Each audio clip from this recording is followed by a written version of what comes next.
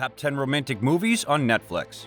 If you're looking for a place to stream some romance, then Netflix should be your first stop. To calm down your cravings, we've put together some of the best romantic movies to watch on Netflix, so sit tight and let's get started. Hey guys, welcome to your entertainment channel Netflix Tops, where we will tell you about the top-rated movies and series on Netflix. So grab your popcorn and stay with us until the end of the video, because today's video is going to list down the top 10 romantic movies to watch on Netflix. So let's get started. Number 10. Julia Roberts and Richard Gere are a 90s rom-com dyad for a reason. 9 years after they paired up for Garry Marshall's instant classic Pretty Woman, they returned as the central couple in the comedy Helmer's Runaway Bride. Roberts is off-the-charts charming as Maggie, a woman known in tabloids for leaving 3 different men at the altar. Gere is swoon-worthy as Ike, a reporter assigned to cover the story of Maggie's 4th and hopeful final wedding. Their attraction and mutual understanding are romance movie gold. Yet you can't help but feel bad for poor Bob, Christopher Maloney, Maggie's 4th fiancé, whose sports metaphors don't stand a chance against that magical Gere-Roberts chemistry. Number 9. Groundhog Day meets Some Kind of Wonderful in this delightful romantic comedy from director Ari Sandel.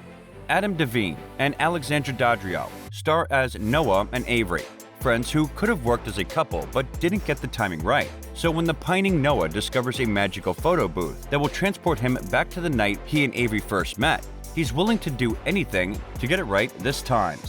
Funny and surprisingly sweet, When We First Met is a hidden gem time travel romp with spectacular supporting performances and a predictable ending you'll like all the same. Number 8. What's better than one set of hot people getting together in a fun, modern romantic comedy? Those hot people setting up another set of hot people in a modern, fun romantic comedy. Set it up. Zoey, Deutch and Glen Powell play assistants to 2 single power players, Liu and Taye Diggs, and team up to get their high-strung bosses dating, so they'll give their staff a break. Of course, making 2 people fall in love isn't as easy as it seems, and neither is resisting the charms of your partner in love crime. Set It Up is a perfectly light, cuddly date movie. Also, Pete Davidson is there for a little bit. Number 7. This 2006 Nancy Meyers banger is one of the rare romantic movies to inspire a real-life aspirational relationship trope, the house swap. In The Holiday, writer Iris, or Kate Winslet, and producer Amanda, Cameron Diaz, make an arrangement on a vacation house exchange site to spend the winter holidays at each other's homes. Irish and Englishwoman makes for Amanda's sunny Los Angeles mansion, and Amanda settles into Iris's cozy English cottage. While stepping into each other's lives, both women meet men who they'd never have otherwise met. Book editor Graham, Jude Law, and composer Ethan, Jack Black, leading both of them to realize that in order to find home, they had to leave home first. Number 6. Audrey Hepburn played no shortage of iconic roles, but one of her best known is a Cockney flower girl, Eliza Doolittle, in My Fair Lady. When arrogant linguist Henry Higgins, Rex Harrison, laments the degradation of the English language with accents like Eliza's, he makes a bet that he can teach her to speak like a proper English lady and pass her off as such at an upcoming ball. As the teacher and pupil become known to each other, their lessons become more than educational, leading to a sweeping musical romance. My Fair Lady features iconic songs like Wouldn't It Be Loverly, On the Street Where You Live, and The Rain in Spain. Number 5. An explosively frank feature debut that immediately announces Lee's brave, fresh, new voice in American cinema.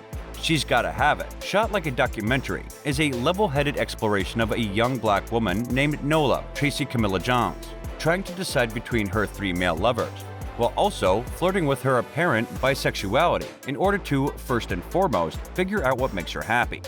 What's refreshing about this film is that Lee always brings up the possibility that none of the above is a perfectly viable answer for both Nola and 4 single women. A game changer in 1986. The DIY, indie grainy black and white cinematography boosts the film's in-your-face realism. Number 4.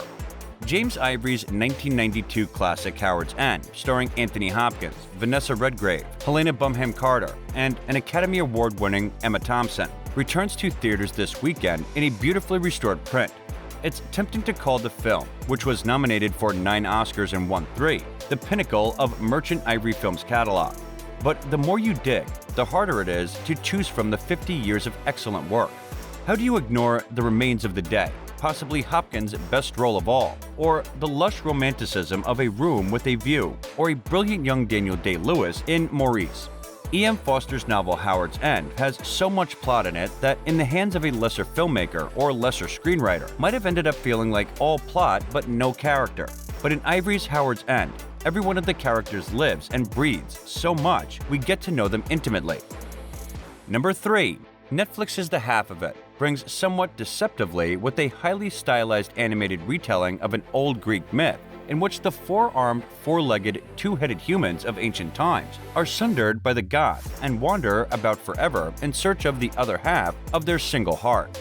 It ends with a scene between a boy and a girl, something that normally would come right out of a dopey rom-com, but in a way that subverts the trope on every level, from the inversion of its meaning to the quiet, intimate naturalism with which it is filmed.